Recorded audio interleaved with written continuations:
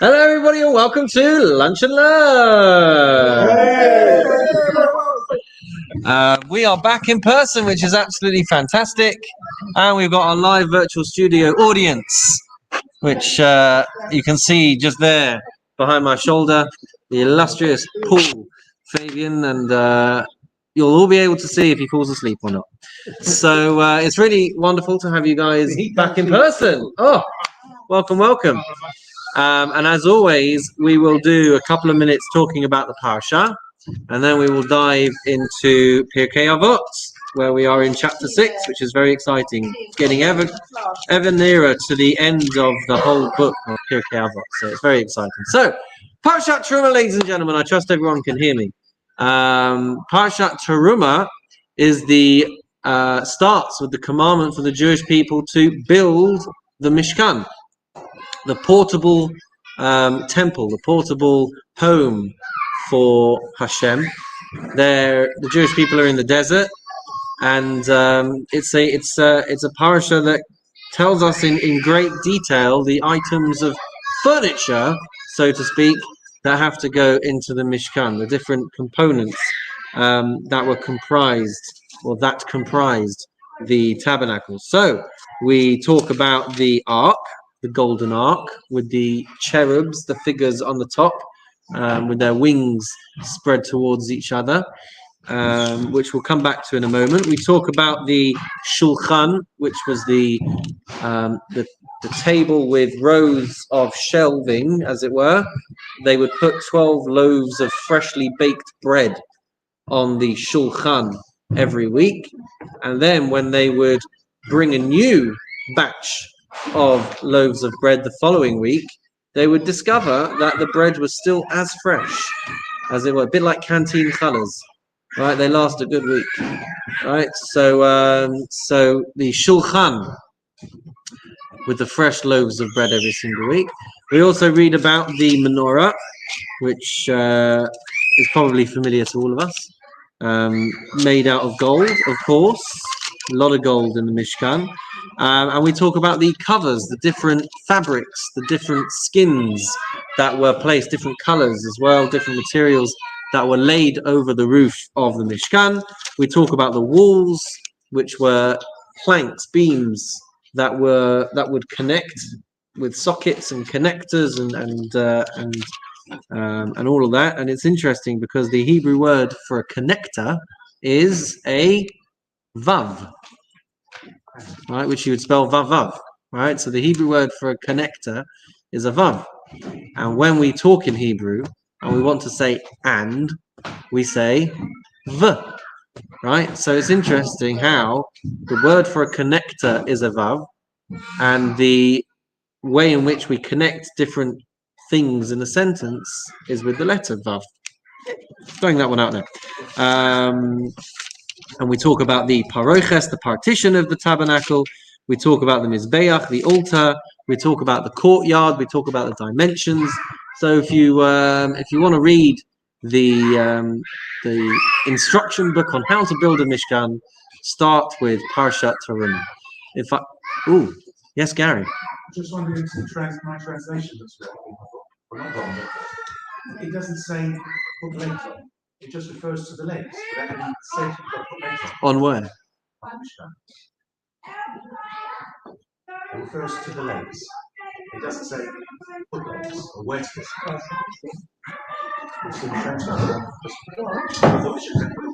So for those of you who didn't hear online, Gary was saying that the Torah refers to the legs of the walls of the Mishkan. The whole box. The whole box? Yeah. Which box? The ark? Yes. Didn't have legs. It had poles that they would carry. It refers to the legs. It refers to the legs without having said you should put legs in a particular place. Didn't have legs. God appointed bless you, Lord. Yes. Bezalel. A working construction of the Mishkan. If you read the directions required, just went through the directions on there. What could we possibly do? You would need divine inspiration in addition to, and that is He wanted to put pain as well. He could have put anything, but he divinely inspired. That's why it's not there.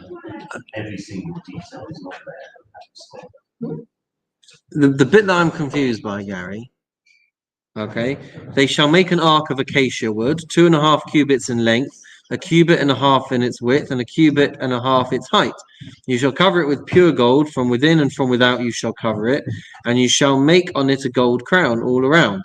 You shall cast for it 4 rings of gold and place them on its 4 corners, 2 rings on its one side and 2 rings on its second side.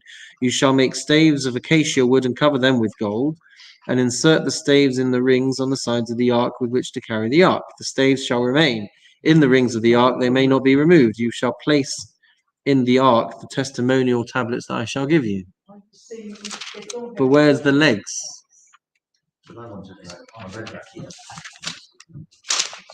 You sure you don't mean the legs of the table? That's possible. Yeah, you shall make for it 4 rings of gold and place the rings upon the 4 corners of its 4 legs. Maybe that's it. Rabbi hasn't said to put the legs. One moment.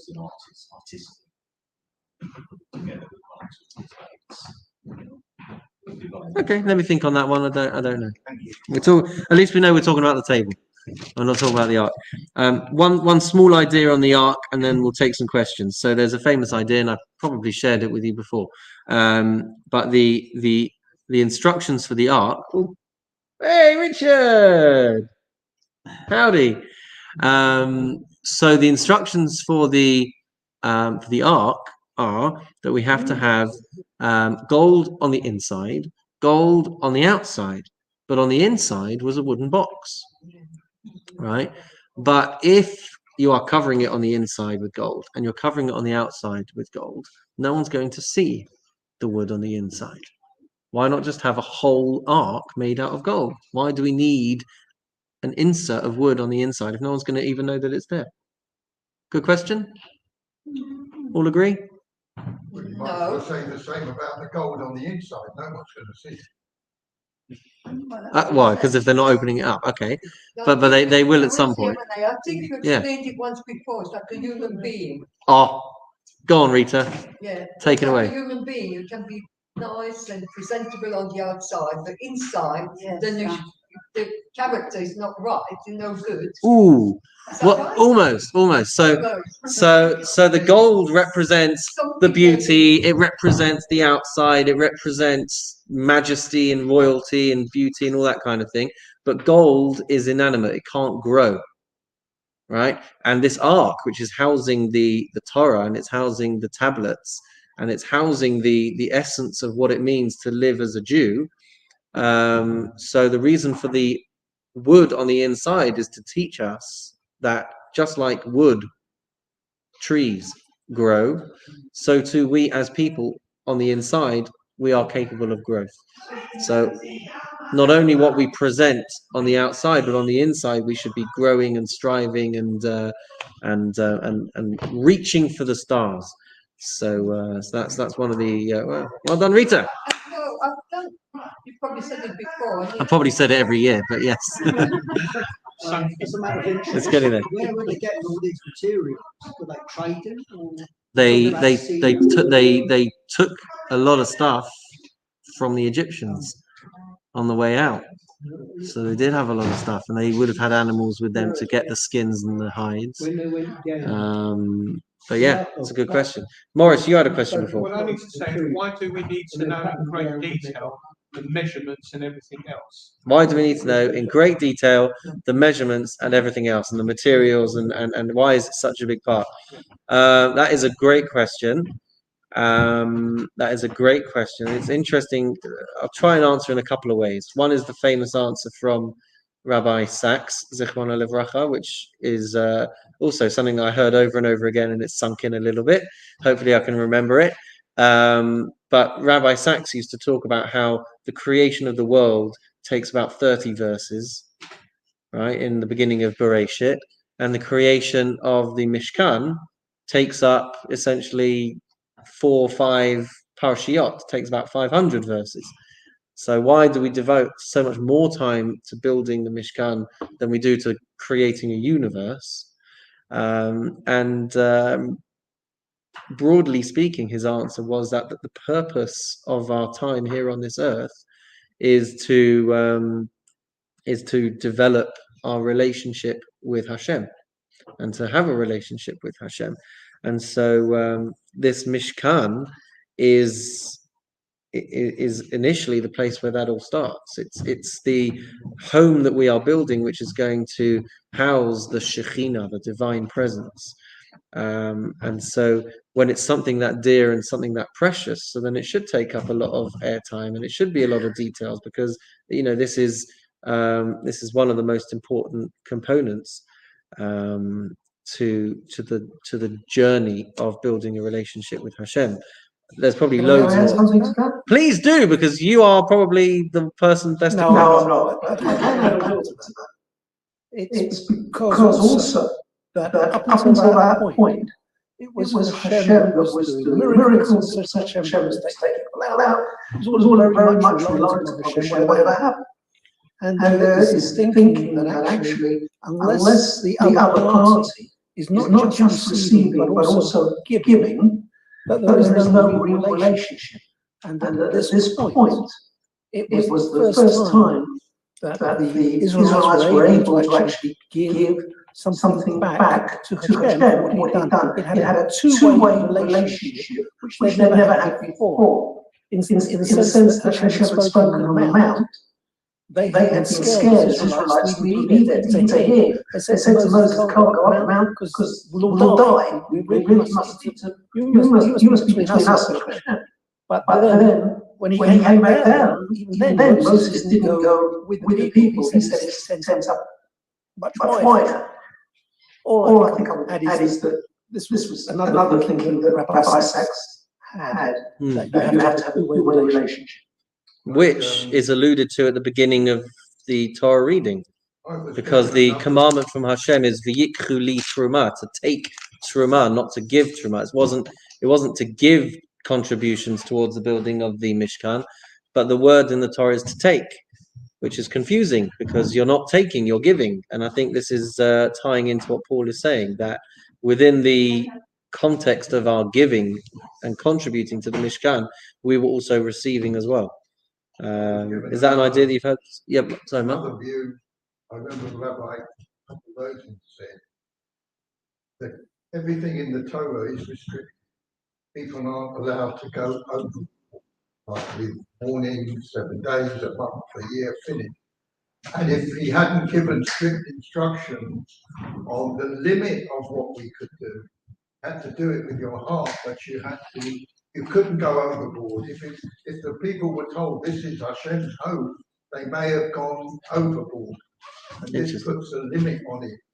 It's good, it's beautiful, but it's that size, don't go overboard. Did you guys catch that on Zoom? Were you able to hear Martin? Oh, brilliant. Fantastic. Yeah, not the Taj Mahal. Not the Taj Mahal. Spend more money on charity than you do on that. And we see here, although I was in Brazil some years ago, in a place called Salvador, a city. I can't tell you the magnificent churches, the gold, the silver, the Rembrandts, and the people were starving. The people they were cutting the hands of children so they could beg. I mean, not pretend. It was horrendous, but the size of the churches was unbelievable. Vatican. That's Go the to the place. Vatican. So this put a limit. This is all you can do. Don't go further. Interesting. It's like when we're buried, you have a plain coffin for everybody. But if the non-Jewish people, they have oak and gold handles and all sorts, which are then just cremated. Can I ask, Rabbi? Can I just check? Did you hear what Josephine said as well? Oh, great. Lovely. Well, I'm just going to make a comment. The golden calf. Yeah. They managed to find enough gold for that from their jewellery, didn't they? To make that. They took it from the women's jewellery, didn't they? From the women's Yeah. jewellery. The Yeah. women. Yeah, the women's jewellery. No, from the women's jewellery. So, what that was after the Mishkan? It was the episode in the Torah comes in the order of the Torah, we have Terumah and Tetzaveh, which talk about the Mishkan and the uniform of the Kohen Gadol. Then we have Kitisa, which has the episode of the golden calf, and then we have Vayakhel and Pekudei, which reiterates the instructions for the building of the Mishkan. But I'm trying to remember now what the actual order of everything is. I think we even say that there's no. It doesn't come first in the Torah, but It comes before the build. Chronological order. Yeah, it comes before the building of the Mishkan for sure. But I remember there's a lot to say as to why we have Terumah and Tetzaveh, then the interruption of this episode, and then almost a complete copy and paste job of those two sedras into the last two sedras. But if you want to know the answer, then tune into Rabbi Lister's Parsha Pelshit. Yeah. One reason for that, to help with your question, is that once the episode of the golden calf had happened, in a sense, with all that was involved, the children of Israel needed a reassurance of the presence of Hashem. And so the Mishkan came afterwards for that reason. Rabbi, I've got one more question. I know David just explained to me we need a divine force to build the Mishkan. Could we build a Mishkan on the details we've got in the book? We have no commandment to, and we have no need to. The Mishkan, of course, later becomes the temple, the Beit HaMikdash. And there are instructions as well as to how to build the Beit HaMikdash. But at the moment... Mishkan and the Beit HaMikdash is... Beit HaMikdash is a synagogue, isn't it? No, Beit HaMikdash, the temple. Beit HaMikdash, right. The temple in Jerusalem, right, is, I guess, the ultimate destination, which we've talked about in the bigger picture, right? So the Mishkan was the portable one, the portable sanctuary. Was the portable. That's right. And that took the Jews through the desert. Right. And then it went in with them into the land of Israel. And it was in a few different places. It was in Shiloh. And that's why the shul in Shiloh is built to look like the Mishkan, not with the animal skins, but with the kind of shape of the building is made to look like the Mishkan. Because the Mishkan was in Shiloh and it was in a couple of other places, and then eventually it was, stripped for parts, as it were, and then we built a Beit HaMikdash. We built the temple. I didn't know it was portable. Yeah, it moved around with the Jews in the desert. Were those measurements then put into the temple? It was bigger in the temple. Everything was bigger. The actual housing of the whatever was, whether it was the two tablets or the whole of the Torah, we don't know. The ark stayed the same. The ark, part of it, those measurements were used again. Well, it was the same ark. Yeah, it was the same ark. It might have been. I'm not sure if it was the same. Not sure if it was the same as Beach. It would have been the same shulchan. It would have been the same menorah, but the dimensions of the footprint would have been increased for the temple.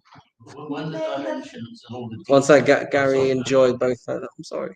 I was just thinking, surely the Mishkan was built first, then we had the golden calf, because Hashem said, build the Mishkan, because you're going to put into it the law that I'm going to give you, the tablets. That's the ark. So for Moses to come down the ark, come down from Sinai, makes sense. It must have been ready for him to put the tablets in. As I said, there's discrepancies and I don't have it fully clear, the order of how everything worked. I need to look into it more. But you ask a good question. I'm wondering about the golden calf, whether they were able to, possible to recycle that gold for the Mishkan, or are we told that it was otherwise disposed of because of what it represented? Again, I don't know off the top of my head. I do know that we. I don't know off the top of my head. It wouldn't be. I don't know. Could they kosher it, basically? Pardon me? Could they kosher it by? See, I'm inclined to think in both directions, right? Because there are precedents where we've taken bad things and then used them for good things, right? The thing that you made the mistake with can be the thing that you rectify the mistake with, right? So there's precedent for that, but there's also precedent for needing to destroy anything that was used for idol worship, for example. So I don't know what happened. I don't know where it fits, where it sits. Was it idol worship? Was it not idol worship? The answer is not on the top of my head, and no, because we're going to go to David and then we'll go to mine. I thought the golden calf was destroyed by Moses. And part of the consequence of that, the people who constructed the golden calf died by having to eat golden calf. The powder of the powder of the yeah. golden calf. So they And destroyed they it. died, and it was destroyed. This is why it's important to have a complete overview of Chumash and not yeah. Yeah, following on from that. So why did Aaron get punished in that sense? But no. Well, let's talk about that in 2 weeks' time when we have the. Okay. Well, my question was the first tablet of stone. Either the words on there got heavy and it fell, or Moses chucked it when he saw the golden calf that the children of Israel had got up to. What happened to the pieces of the broken stone? Finally, a question I can answer. The shattered pieces were put in the ark as well with the replacement set. Yes. All right. Pirkei Avot, guys. This is where you that gold. Unbelievable. Where's Rabbi Feldman when you need him? No. It's always nice when there's one I know. Okay, so we're gonna screen share our Mishnah for today. I don't know what page we're on in the Green Siddur, but we're on chapter. Chapter 6, Mishnah 3. 564. 562. The bottom of 5. Well, at the bottom of 562. It should start. No. Chapter 6, Mishnah 2. It should start. No, it should start Halomed Mechavero, one who learns from his fellow. How does it start? It should start one who learns from his fellow, or I'll tell you what. Bottom of page 564.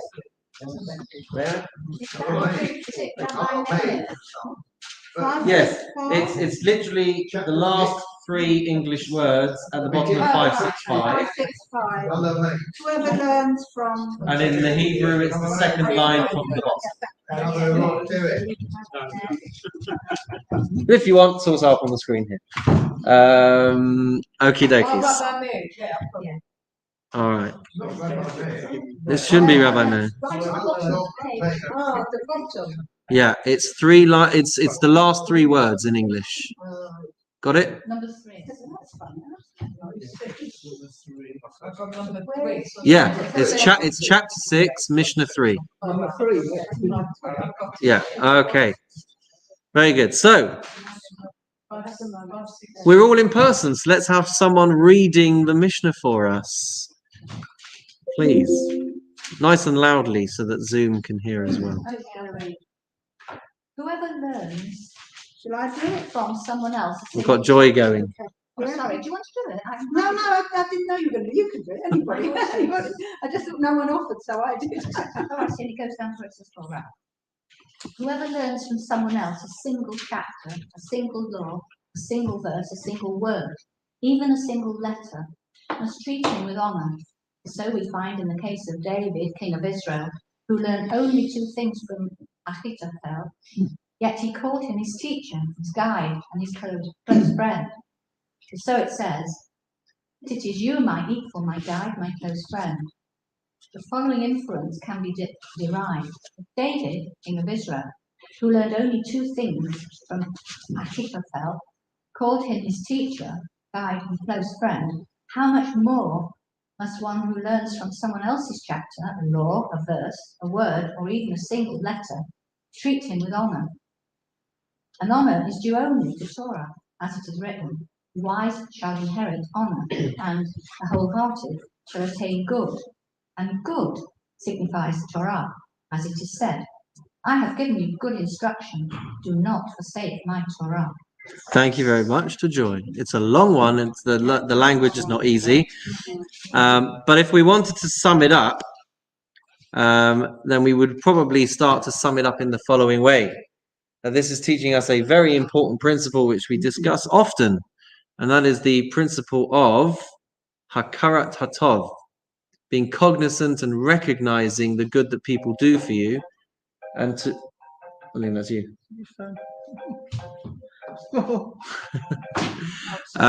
Recognizing the good that people do for you, and recognizing the importance that people do, the things that people do for you, and being grateful for the things that people do for you. So our Mishnah is teaching us to be appreciative of anything that you learn from any individual, right? So it started off that one who learns from somebody else one chapter, one halacha, one verse, one word, or even one letter, you should treat that person with respect. So let's give everyone a second to read it over again, to digest it. We need to understand who Achitofel is as an individual, but fundamentally, what we are understanding is that David and Achitofel is the example, where Achitofel did not teach him very much, but yet he still called Achitofel wonderful, wonderful things, and still gave him a lot of respect, even though he didn't learn much. Rita. Who was Achitofel? His Right. teacher? Achitofel was a counselor, as it were, for King David. But King David was King David. He was a huge Torah scholar in his own right. He was, in social standings he was higher, in education, in wisdom he was higher, in every way really he was higher. And yet the two lessons that he learned from Achitofel, you still see King David giving this guy huge accolades and huge amounts of respect, even though he didn't fundamentally need to do that. He was giving that because of this lesson, that whatever you learn from someone, however insignificant it may seem, right? There's an admirable Torah-based trait of giving someone respect and giving someone appreciation for that which they have taught you. I guess for me, the starting point for this conversation is whether or not that's something that we really see in society today, whether we show due gratitude and appreciation and admiration and respect for the insignificant things that people do for us. Because I think really that's one of the primary essential aspects of what this missionary is teaching. When someone buys you something big or gives you something grand, or if you have a mentor who took you through training for your career, or took you through university, or taught you something that was very complex. So when these big moments happen, so I do think we intuitively understand that we need to be grateful for that and to treat those people with respect. When we meet a big CEO or we meet someone who's very successful, then we will intuitively understand that we need to treat them respectfully. If we were to encounter a celebrity who has never done anything for us, but they are held in such high esteem, so we will bend over backwards just to share a minute or two in their presence. But if we have a small gesture done to us by someone, then we don't always show that same degree of respect. Shira and I have a tradition that during the winter holidays, we always leave a box of Quality Street or something like that on our bin around bin collection time, just as a gesture of saying thank you for something which day to day won't get noticed. But it's... You might then get a notice saying we're not emptying this bin.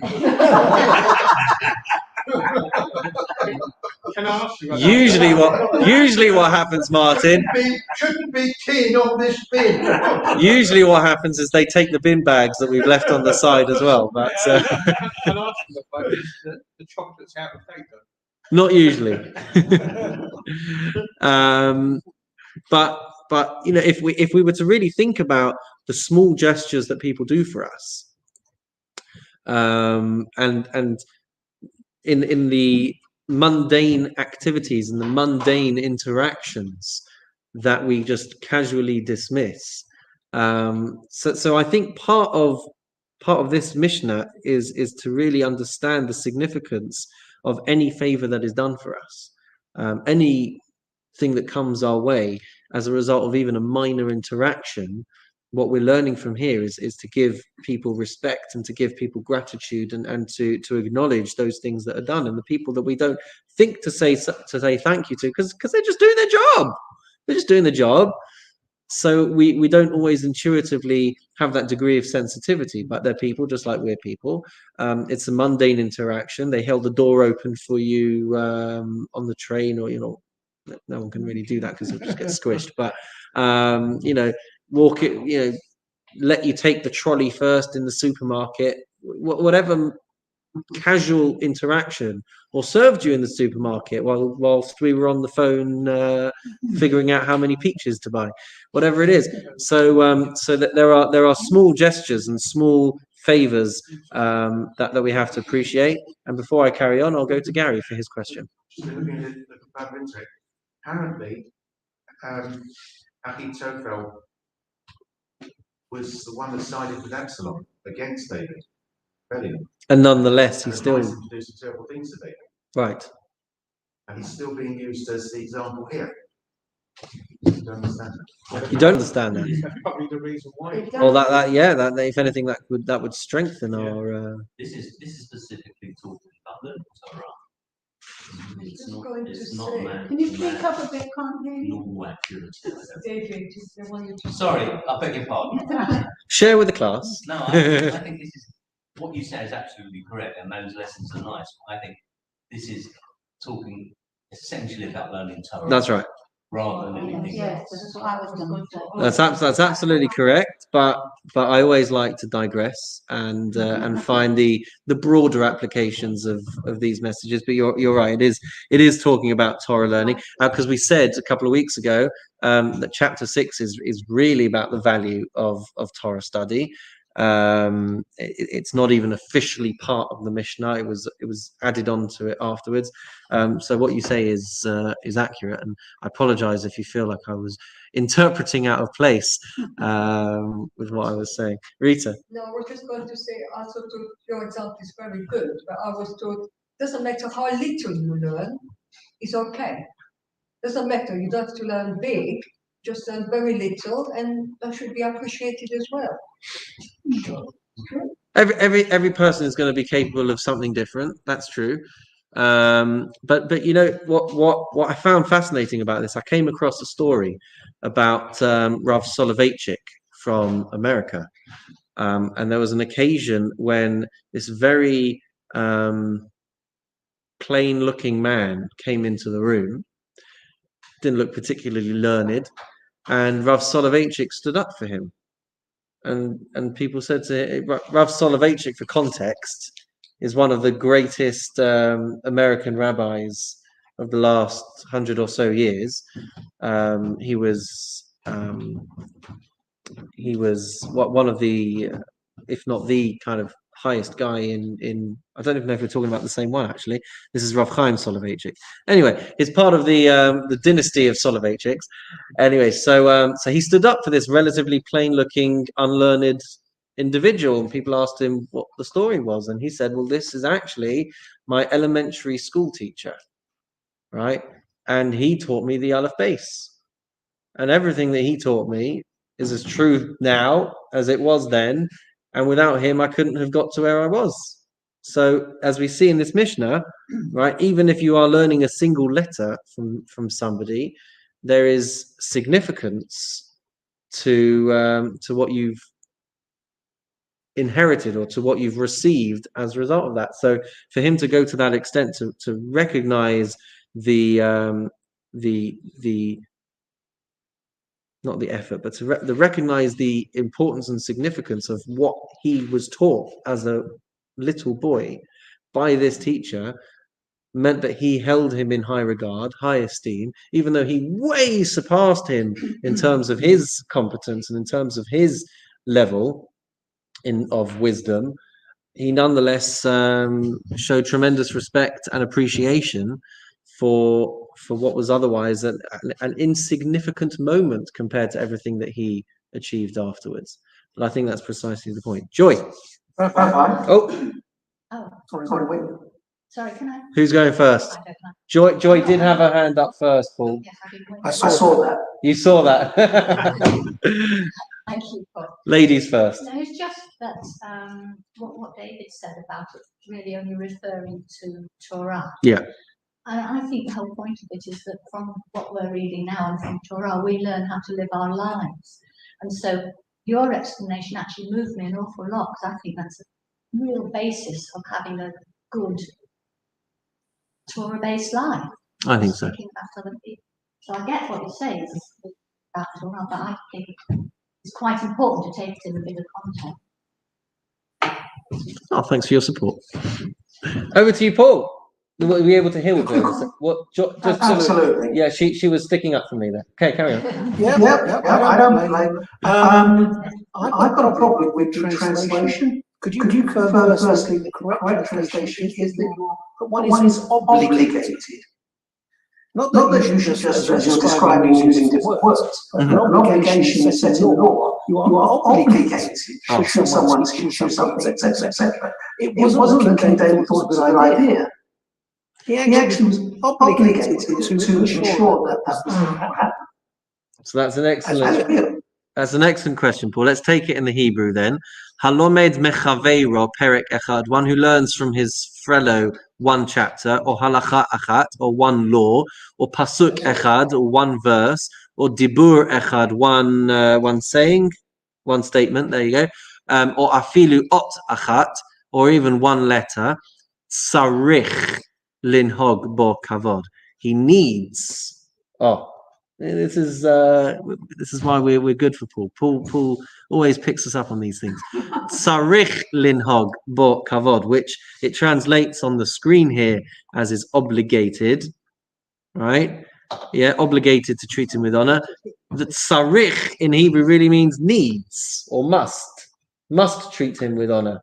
So that's interesting. So Paul is that I would say sarich is weaker than obligated. What does it say in the Siddur? Must treat him. So Paul is following along on the screen here, and on the screen, if you can see, it says he is obligated to treat him with honor. So there we go. Another problem with our translation again. Do you have a problem with the word obligated? Does must sit a little better with you? Well, I do. I think must is much better. Right. Because must is a suggestion how you treat it. Obligated is a legal term. Yeah. Once one is obligated, you don't have the choice. Here, someone is making a suggestion, but you must be treated like that. But you do have a choice. Excellent, Paul. This is why it's so good to have you on board as well. So just one interesting thing, this one letter. So we explained the idea that even learning the aleph base from someone is significant and worthy of respect.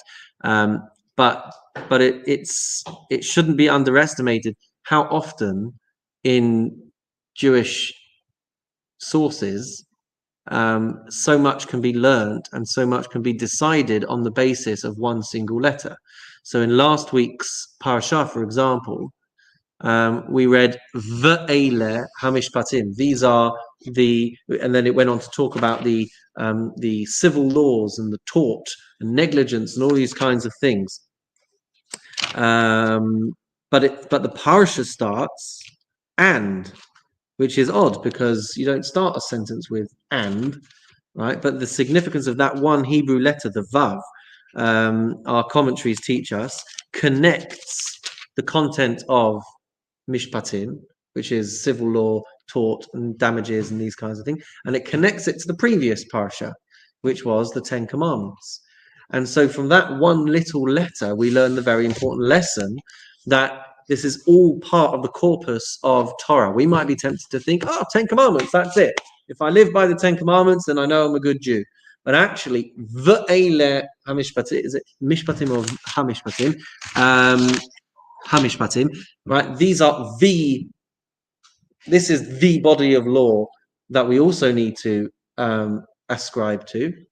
So the fact that they are connected, they are juxtaposed, they are next to each other in the Torah, teaches us that it's all part of one system. It's all part of one Torah. So it's a fundamental lesson learnt from one tiny little letter, that the secular laws were given at Sinai, just like the Ten Commandments were. It's all part of one system. It touches on all areas of life fundamentally, because we're extrapolating to the whole Torah, but it's the idea that there's one whole body, it's one whole system of Jewish law. It covers all matters of life, including matters of ritual, which we would expect it to, right? If I'm going to pray, I need to know how to pray. If I'm going to do this, I need to know, right? But it also covers how we conduct ourselves in everyday life. And that's learned from one single letter. There's another one as well. I'll come to you in a minute. There's another one as well, which is learned from one single letter. But is actually the fact that the letter is not mentioned. And that's because sometimes the Torah spells Sukkot with a Vav, and sometimes it doesn't spell Sukkot with a Vav. And the rabbis learn from the occasion when it's not spelt with a Vav, we actually learn how many walls a sukkah has to have from the absence of a letter. So without getting into the nitty-gritty, they talk about how the letter Samach has 4 sides to it, which teaches us that a sukkah has to have 4 walls. A Kaf has 3 sides to it, which teaches us that a sukkah could also have 3 walls. And it's also got a Hey, which is 2 walls and a little bit, which is the minimum amount that you need to build a kosher sukkah. So that's a lesson that is learned by our rabbis from the absence of a letter. So I'm just trying to indicate how important one single letter can actually be, and therefore why it's so important to treat those teachers with respect. So with that in mind, I've now taught you 2 lessons from one letter, and Rita, I'm sorry, Joe did have a hand up before you. Sorry. No, it just You have came to stand to, up to it just came to mind. I'm not sure it's written, it might have been Pirkei Avot, that a small precept, you must take care of a small precept as long as a large one. Yep. Is that Pirkei Avot? That was Pirkei Avot. That was a few thousand hours ago. Where we learned that you should treat the small mitzvot that you do just as importantly as the big mitzvot, because ultimately we don't know what the scale of reward is, and we have to assume that everything is equal. We don't know what will get the greater reward. Yeah, A big yeah. thing may not get as much reward as a small That's right. thing. Torah's always looking out for the little guy. Rita. Yeah, well, I thought, I might be wrong, that the Torah didn't have any punctuations. It doesn't. So you But it's got about- letters. Is Sukkot then spelled in the Torah with the Vav or without? Sometimes with and sometimes without. But it will never have a vowel in it. But it sometimes is spelt with an extra vav and sometimes without the extra vav. And we inherited the understanding of how to read these things and how to understand these things. This was all part of the experience of Mount Sinai. This was all part of the experience of Moshe teaching the nation. So are you telling me that sometimes in the Torah Sukkot is spelled Vav and sometimes it doesn't? Yeah. And they learn lessons from when it does and when it doesn't. And those have far-reaching ramifications just from one letter. Yeah. You're saying that whether the small mitzvah or the large mitzvah, we don't know what the scale is with regards to the rewards. I thought we're not looking to any rewards. We're not looking for any rewards. Well, that's another mission in Pirkei Avot. That was from right at the beginning. Don't serve your creator on the condition that you receive reward. Serve him not on the condition that you receive. Yeah, it's all part of one interconnected whole. The concept of a large mitzvah, there isn't such a thing, surely. I mean, a mitzvah is a mitzvah. You have to track back through our videos and watch that class again. I mean, what is a small mitzvah as opposed to a large mitzvah? Well, that's kind of the point. Is that it's easy for me to give charity, so I might think that that's a very small mitzvah. It's harder for me to do. Ease of doing it. But perhaps that's one level of it. That's one interpretation. That's one explanation. Maybe it's the ease. The mitzvot that we step on because they're so simple and arbitrary and mundane or whatever. But we have to treat those as if they were as if they were big deals. That we don't know, because there's two mitzvot, there's three, but the two that come to mind of a reward is shooing a mother bird away from the nest before you take the egg. How can you possibly not do that? It goes automatically. And the reward is a long life. And honouring your mother and father Is also the reward of a long life. One is a tough one in some circumstances, and one you couldn't not do it anyway. Although, as someone said to me recently, if God gives a reward of long life for shooing away the mother bird, you can be sure He's giving the reward of long life for any other number of mitzvot as well. But anyway, we digress, as we often do. Rabbi, do you want to elaborate on that? No, thank you very much, David. I'm grateful for you giving me the opportunity, but no, I want to stay very far away from sending away the mother bird, as you quite know that I do. Did we have a question coming from Zoom before? No. I do have an example that made a tremendous impression on me. Many years ago, when Rabbi Jakovovich was coming over here, a young man, to be interviewed by some of our most learned rabbonim, every synagogue in United Synagogue was asked to send a delegate to the hotel for a weekend. And I belong to Kingston, and my shul, unfortunately, the two learned people in the shul couldn't go. And at the last minute, my wife and I were asked to go, which was ridiculous, because I was a kid. My knowledge is negligible, and I was sitting at the table with the greatest and I shouldn't have been there. I mean, we were so out of our depth. And they all went in on Shabbos afternoon for a meeting with Rabbi Jakovovich. And a few of us stayed out, and a great rabbi, Rabbi Sperber, came and sat with me and Francis. And I said, Rabbi, he said, you're just as important. And he came and sat with us. And it was so moving. I tried to persuade him to go. He said, what a mistake. What a mistake he made. No. But it made a tremendous impression on us. And I think he must have, because I couldn't teach him anything. I mean, he knew in his nails, not his little finger, more than I knew in my own body. And yet he spent an hour with us because he felt we were out of our depth and he didn't want us to be alone. Martin, was there no other seats available? So thank you for that, Martin. So let's. How's that? That's a real example, isn't it? The reward for doing a mitzvah is the mitzvah. That's another. That's another mission in Pirkei. What we should do is, after we finish all 6 of these chapters, we'll sit there and just like chuck Mishnayos out at each other and just put the rule of it. But don't do, We're going to be finished very quickly. Actually, there's not an awful lot left. No, that's right. So we have to have a seal. We will. We certainly have to have a seal. I'm very excited for that. And Rabbi, I want you to do the Kaddish for that seal, because the Kaddish at a seal is unbelievably done to it. It is. Please God, we'll plan something nice for that occasion, and please God, everyone will be able to attend in person when we get there. So there is, by the way, there's an amazing quote from the Talmud, from the Gemara in Bava Kama, which says that one who wishes to be a chassid, which as we say, does not mean curly whirlies and strimals.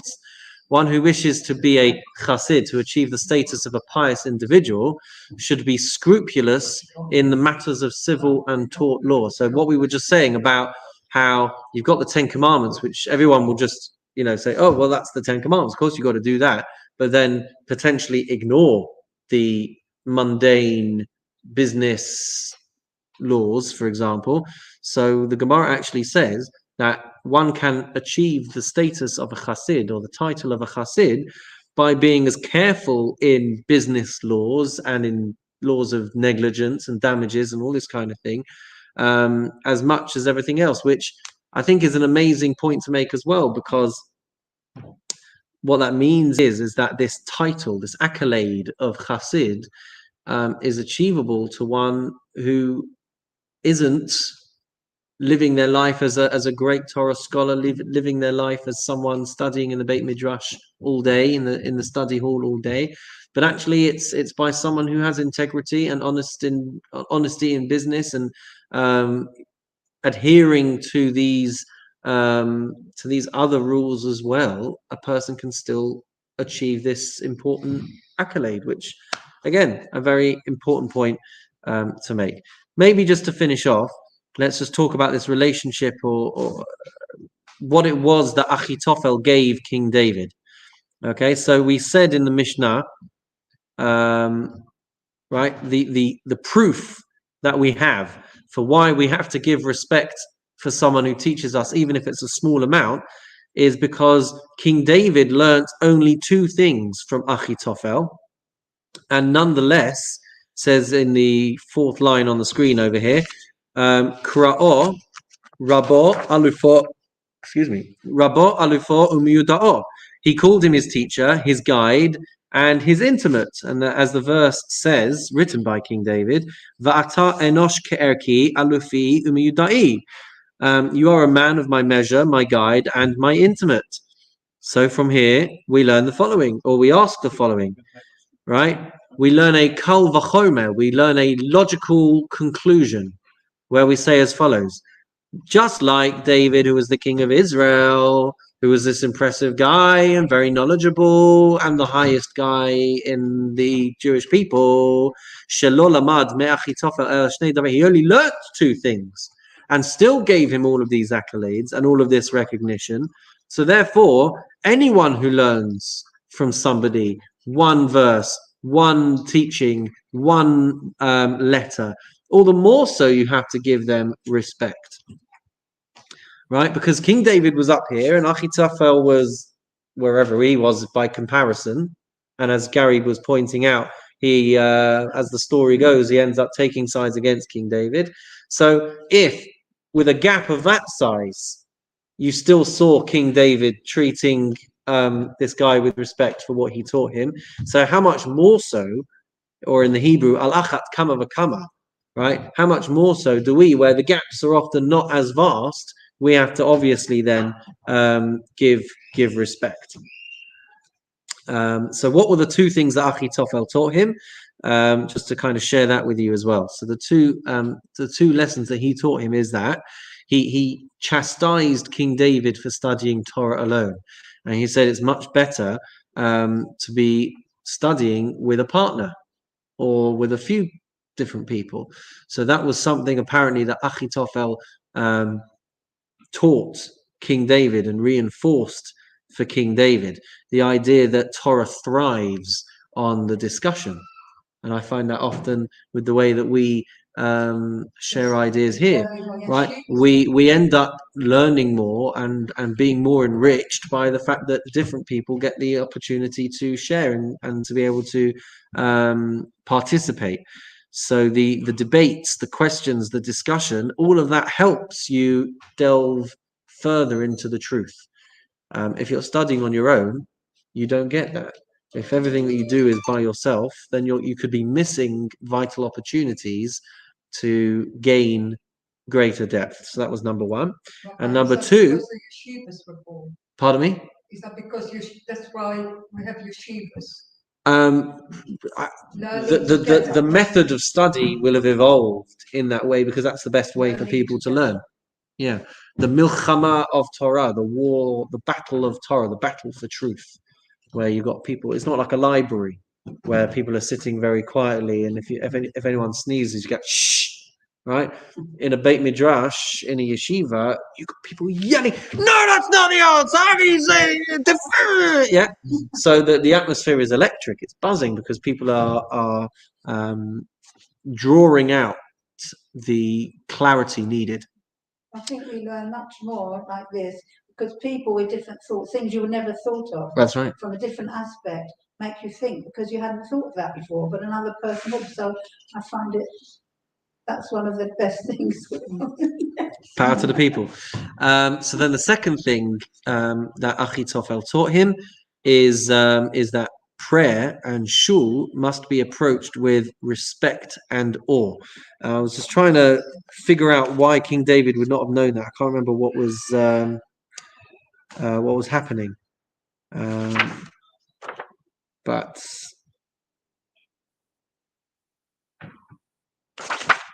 let me just see if I've got a note here from the other day. But let me try and remember what was going on. So another time, David entered the study hall with his head held high. That was right. So he entered the study hall with his head held high, and Achitophel said to him, "Where is your reverence?" He should have apparently entered the study hall with more humility than it would seem that he did. Where I can't remember where the story takes place, but that's how King David was reminded or reprimanded, or had it drilled into him, the importance for respect and reverence and awe when you are in a shul or when you're in a place of study. And I think this is an important point as well. It's probably a lesson that a lot of us could learn, especially me, right? How often do we end up getting distracted when we're in a prayer environment? But these are holy places. It's important work and important growth that we are doing when we are praying and when we are learning. But it's part of routine, and anything that becomes part of a person's routine, as the phrase goes, familiarity breeds contempt. So the more that we are comfortable, the greater the chance that we end up treating things with less respect, right? So that was the second lesson that's the second lesson that Achitophel drilled in to King David. And we'll end off with just one last piece. There's a line here on the screen. It's 4 lines from the bottom in the Hebrew. In the Siddur, I'm not sure where it is, but it says Ve'ein kavod ela Torah. There's no honor except for the Torah.